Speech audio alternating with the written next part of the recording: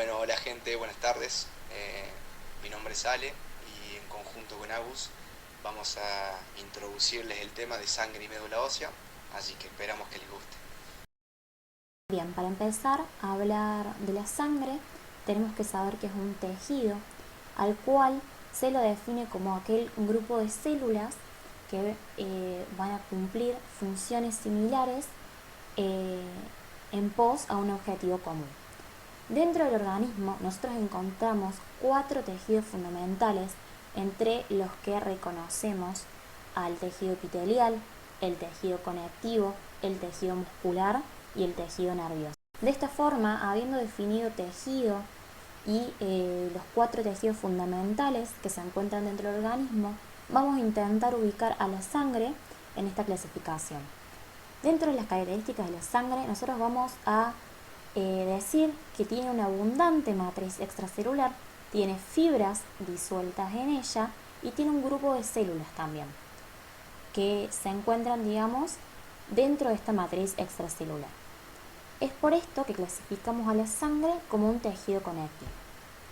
Hablando un poquito entonces de lo que es la matriz extracelular, dentro de lo que es la sangre como tejido conectivo, esta matriz va a tener el nombre de plasma, la cual va a estar formada en mayor medida por agua, como lo indico en esta diapositiva, 91,5%, y en ella va a tener disueltas tanto proteínas que específicas de la sangre, se reconoce la albúmina, la globulina y el fibrinógeno, y también otros solutos que pueden ser desde nutrientes hasta desechos, diferentes electrolitos, hormonas, entre otras cosas. Dentro de lo que son las fibras, sabemos que existen 3 tipos de fibras, de colágeno, elásticas y reticulares, que se van a encontrar en diferente proporción, y un grupo de células que van a ser propias de la sangre, que se van a llamar, o nosotros vamos a llamar en esta ocasión, elementos corpusculares, entre los cuales tenemos a las plaquetas, a los glóbulos rojos y a los glóbulos blancos. Bien, ahora hablando un poco de lo que son las funciones de la sangre, se reconocen 3 funciones fundamentales: el transporte, la protección y la regulación. Nosotros acá, como menciono, como escribí en esta diapositiva, se va a encargar del transporte de aquellos nutrientes, minerales, desechos, hormonas, electrolitos, que están volcados en ella. Recordemos que es una característica del plasma tener disueltas cada una de estas cosas en él.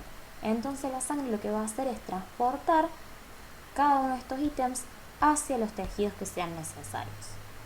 Es por esto que se dice que va a favorecer, va a asegurar, garantizar el desarrollo de otros aparatos y sistemas, contribuyendo así a la homeostasis corporal. Por homeostasis, recuerden que entendemos el equilibrio del medio interno. Por otra parte, menciono la protección, que va a tener 2 tipos de protección. Uno, inmunológica, que esto va a ser característica específica de los glóbulos blancos, que son una célula que forma parte de la sangre y que se van a encargar de atacar todos aquellos cuerpos extraños que sean diferentes a los del organismo. Y por otra parte, la pérdida excesiva de sangre que se va a llevar a cabo, digamos, por lo que son las plaquetas, que es otro elemento corpuscular. La tercera función va a ser la regulación, la cual va a estar dada, digamos, por este transporte y eliminación de desechos. Dice que también puede regular la temperatura corporal, más que nada porque aprovecha las propiedades térmicas del agua. Recordemos que es más del 90% de su totalidad es agua. Y por último también va a ser regulador del pH sanguíneo, que recordemos que en la sangre lo normal es 735-745. Esta regulación del pH justamente se va a dar también por este transporte y eliminación de desechos. Bueno gente, ahora vamos a hablar de lo que es hematopoiesis. Si nos vamos a la etimología de la palabra, decimos que hemato significa sangre y poiesis formación. Por lo tanto, decimos que es el proceso por el cual los elementos corpusculares de la sangre se desarrollan y se forman en células sanguíneas. ¿Dónde se lleva a cabo este proceso? Antes del nacimiento, este proceso se va a llevar a cabo en lo que es el saco uterino embrionario, el hígado, el vaso, el timo y los ganglios linfáticos fetales.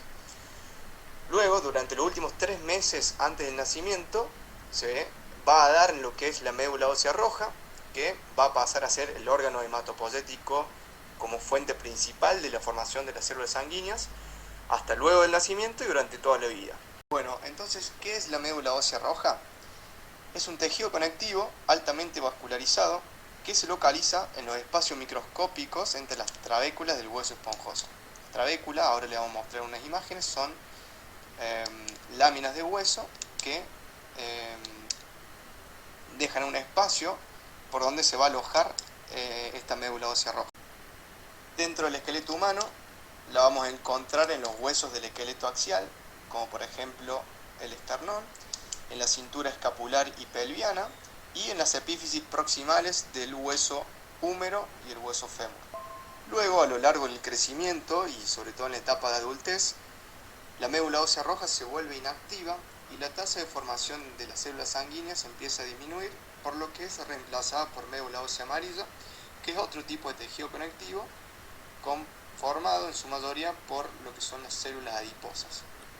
Bueno, ahora intentamos elegir un par de imágenes para que puedan diferenciar bien a estos tejidos.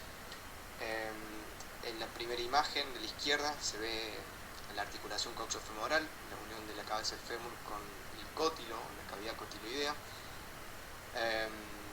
pero se diferencia mejor en la segunda imagen, donde demostramos a la epífisis del fémur, en donde todo lo que está coloreado con rojo es médula ósea roja.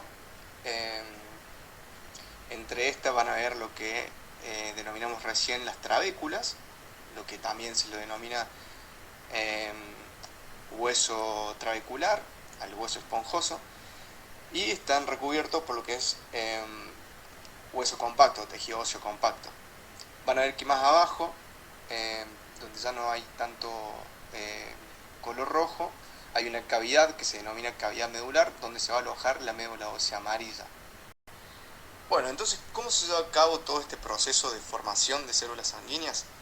Dentro de la médula, aunque hay pocas, se encuentran las células mesenquimatosas, que como todos ya sabemos, el mesénquima es el tejido conectivo del que derivan la mayoría de los tejidos conectivos, y que va a dar lugar a las llamadas células madre pluripotenciales, o dependiendo de la bibliografía, también se las puede denominar como totipotentes no diferenciadas, o simplemente stem cells, o algunos también los llaman hemocitoblastos. ¿Qué particularidad tienen? Tienen la capacidad de diferenciarse en diversos tipos celulares, que ahora ya le vamos a mostrar en una imagen, en un esquema, pero básicamente desarrollan células sanguíneas, macrófagos, mastocitos, células reticulares, que estas van a formar lo que es el estroma. En realidad las células reticulares dan lugar a las fibras reticulares, que dan lugar a esta estructura, se denomina estroma, para sostener en este caso lo que es la médula ósea roja.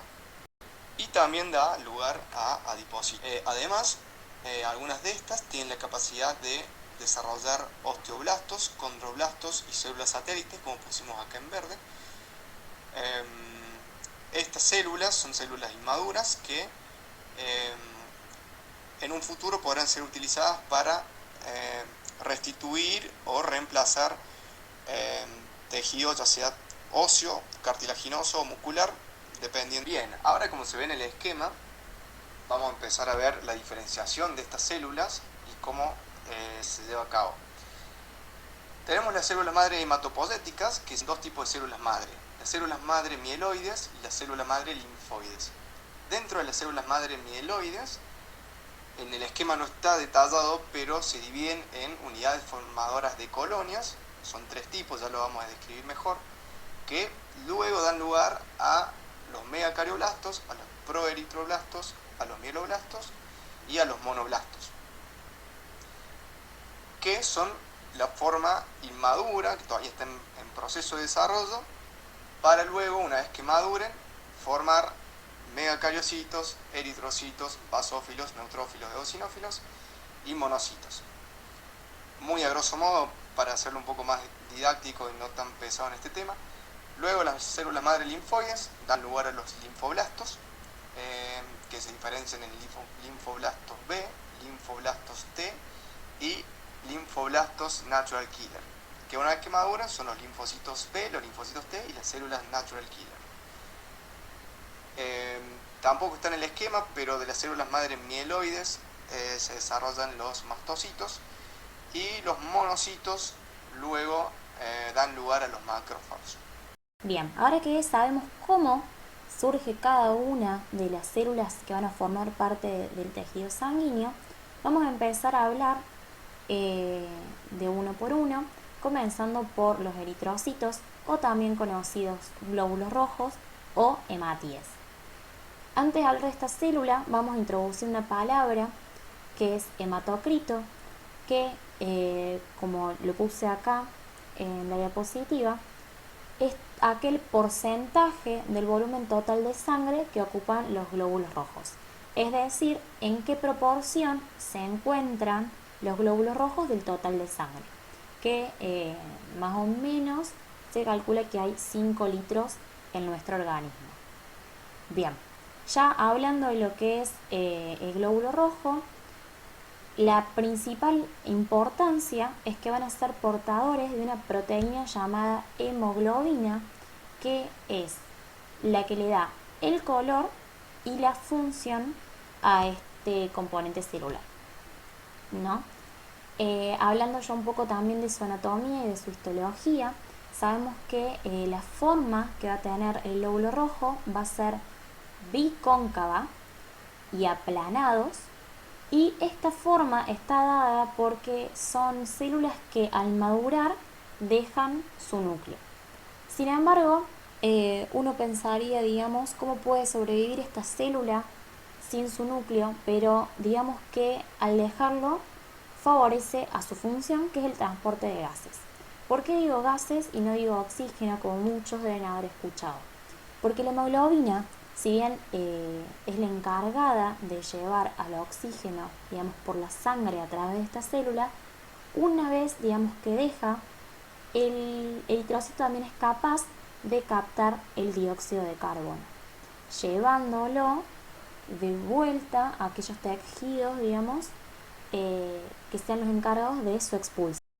Bien, ahora quería ampliar un poquito más sobre sobre qué es la hemoglobina, que como ya dijimos es una proteína, pero está bueno saber, digamos, cómo está formada para entender, digamos, cómo funciona. Esta hemoglobina va a estar constituida, va a estar formada por una parte que va a estar dada por la globina, que es una proteína, que está a su vez formada por 4 cadenas polipeptídicas, y un factor unido a cada una de estas cadenas, que va a ser un pigmento no proteico llamado hemo, que es lo que le da el color característico a la célula y a la sangre. Esta unión de globina y del pigmento hemo van a estar unidas a su vez a un átomo de hierro, el que va a ser el, digamos, personaje principal en la función también de la hemoglobina, porque es el que va a favorecer el enlace con el oxígeno. Entonces, ¿qué me dice? Va a haber un hierro unido a cada una de estas cadenas polipeptídicas, y cada hierro va a poder enlazarse con el oxígeno. Entonces tenemos 4 cadenas, 4 moléculas de hierro. Digamos, cada glóbulo rojo es capaz de tomar hasta 4 moléculas de oxígeno por vez. Adjunto una imagen para que ustedes entiendan bien cómo es la estructura de esta proteína, y tenemos que son 4 cadenas polipeptídicas, que son estas azules en diagonal y estas verde agua, que están unidas a un grupo hemo, ¿no? Y cada grupo hemo a la vez está unido por una molécula de hierro. Y acá en este extremo inferior derecho vemos que ese átomo de hierro va a poder absorber una molécula de oxígeno. Entonces esto es lo que va a pasar en cada una de estas puntas y cómo va a generarse, digamos, el transporte del oxígeno a través de esta célula.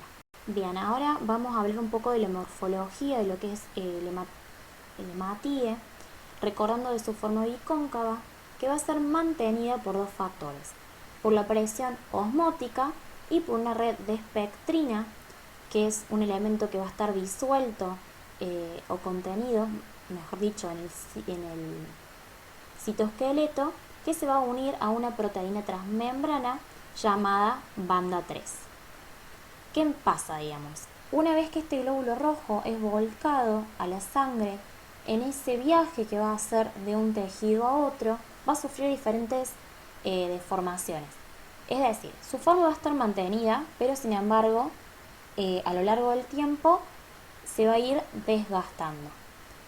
Y lo que se va a hacer es, una vez que se destruye el glóbulo rojo, se van a liberar estos elementos que lo forman parte: la hemoglobina, que es una proteína, el átomo de hierro, para, digamos, reutilizarse en otros procesos metabólicos.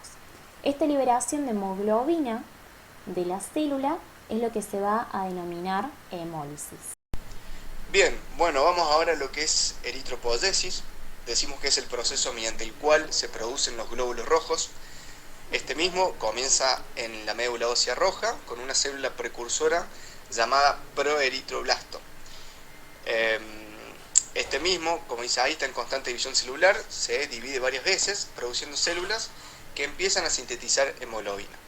Ahora, a modo de repaso, como dijimos anteriormente en el esquema, los proeritroblastos son células inmaduras que derivan de la unidad formadora de colonias eritroides, en este caso, que a su vez derivan de las células madre mieloides. Ahora, ¿cómo sigue el desarrollo de esta célula? Cerca del fin de su desarrollo, los proeritroblastos se deshacen de su núcleo, convirtiéndose así en lo que son los reticulocitos. Como dijo Agus anteriormente, la pérdida del núcleo va a provocar la hendidura del centro de la célula, lo que le da la forma bicóncava característica de los glóbulos rojos. Los reticulocitos van a madurar y se van a transformar en glóbulos rojos 1 o 2 días después de salir de la médula ósea roja. Entonces, como dijimos ahí, como se ve en la pantalla, el reticulocito se deshace de su núcleo y luego se transforma en glóbulo rojo. Le decimos que es un disco bicóncavo anucleado, y este mismo es el encargado de transportar la hemoglobina.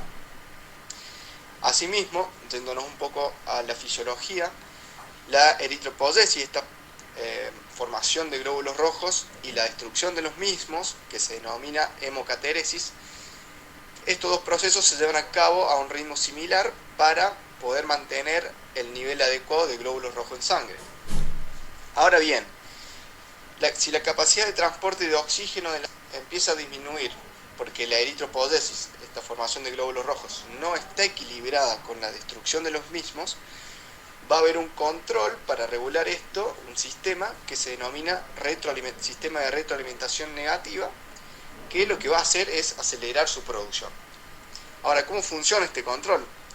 Este sistema de retroalimentación negativa se va a dar por la cantidad de oxígeno que llega a los tejidos.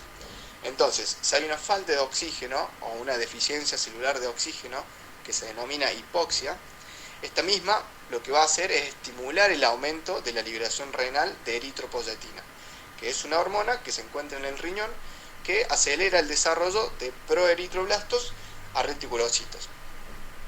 Entonces, consecuentemente, va a aumentar el número de glóbulos rojos en sangre, llevando así más oxígeno a los tejidos, pudiendo compensar esa falta de oxígeno. Bueno, ahora vamos a lo que son la cantidad de glóbulos rojos en sangre. Si bien, dependiendo de la bibliografía, los valores pueden diferir un poco, se estima que en un varón adulto de talla promedio hay 4,4 a 5,5 millones de glóbulos rojos cada milímetro cúbico de sangre, y en una mujer adulta de talla promedio de 3,7 a 4,2 millones de glóbulos rojos cada milímetro cúbico de sangre. Bueno, ahora Agus va a pasar a explicarles sobre los leucocitos. Bien, ahora vamos a introducir a los leucocitos o glóbulos blancos, que van a ser otro grupo de células que van a estar disueltas en este plasma, o sea, contenidas más que nada en este plasma, y que se van a caracterizar porque de todos los elementos corpusculares presentes en la sangre van a ser las únicas células que poseen núcleo. Este grupo de células se va a subdividir a su vez, subclasificar en dos grupos, en granulados y agranulados. Este grupo agranulados me dice que va a tener, digamos, granulaciones presentes en lo que es su citoplasma, y a su vez se va a dar una característica común, es que van a ser polimorfos nucleares que pueden variar su forma, por eso que se dice que su forma es irregular y lobulada. Entonces, dentro de este grupo de granulados tenemos a los neutrófilos, eosinófilos y basófilos. Y en el otro grupo que van a formar los agranulados o agranulocitos, es decir, aquellos que no tienen granulaciones en su citoplasma, se van a caracterizar, digamos, por tener un núcleo redondo, y se van a subdividir en dos grupos, linfocitos T y B y monocitos. Que el monocito, una vez maduro y transportado al tejido en el que, digamos, es necesario, se convierte o se lo llama macrófago. El primero que vamos a definir dentro del grupo de los granulados van a ser los neutrófilos, que son los que se encuentran en mayor proporción. Se habla de un núcleo multilobulado que puede ir de 3 a 5 y que a su vez se encuentra conectado por fibras de cromatina que mantienen, digamos, su unión, su conexión, su integridad. Como vemos acá en la imagen, en este vemos que se van a ver 3 lóbulos unidos por estos puentes de cromatina. En el citoplasma del neutrófilo se van a observar estos puntitos que son los que van a ser los granulocitos, que son vesículas secretoras con diferentes contenidos y algunos lisosomas disueltos en ellas. La función que tienen estos neutrófilos es de fagocitar aquellos microorganismos patógenos, es decir, que son agresivos para nuestro organismo. Por otro lado, los eosinófilos también van a tener un núcleo lobulado, en este caso va a ser bi, es decir, que se va a dividir en dos, y también va a estar unido por un puente que los mantiene conectados.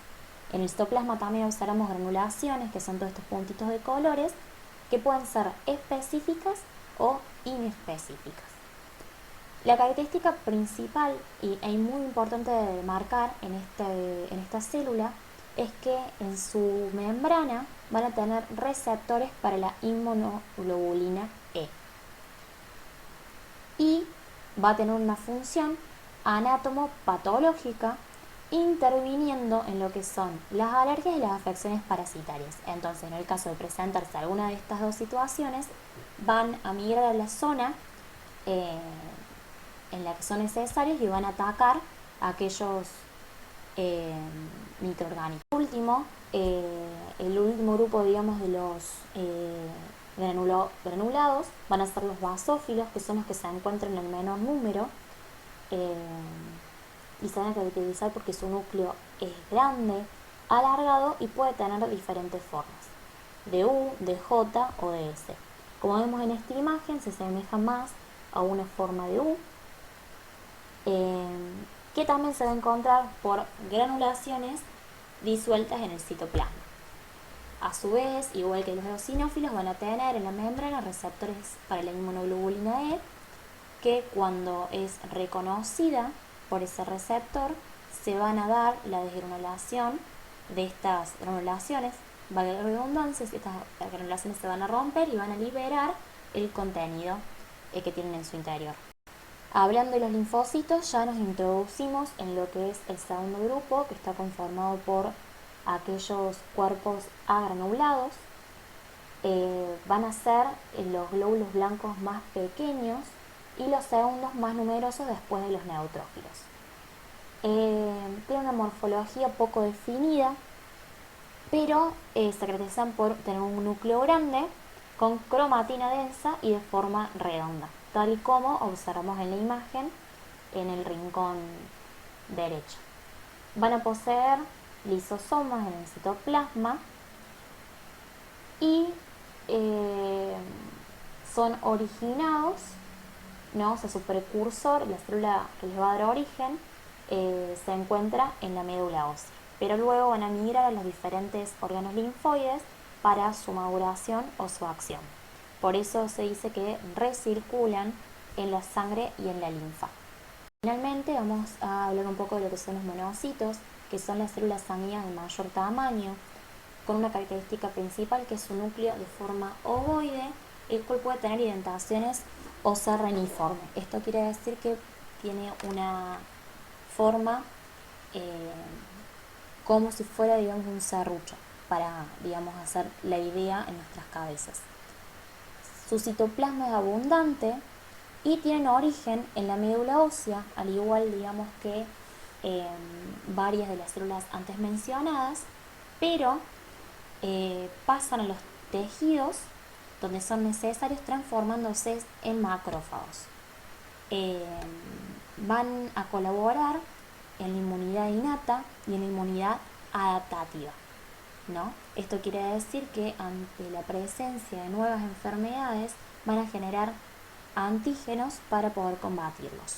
Les adjunto unas imágenes para que puedan ver la forma de los monocitos, que se va a poder ver el núcleo de forma ovalada y la gran cantidad, digamos, la presencia de abundante citoplasma, y por otro lado el macrófago del lado izquierdo, que va a cambiar un poco su forma, pero digamos va a tener la función principal, que es de fagocitar aquellos cuerpos externos.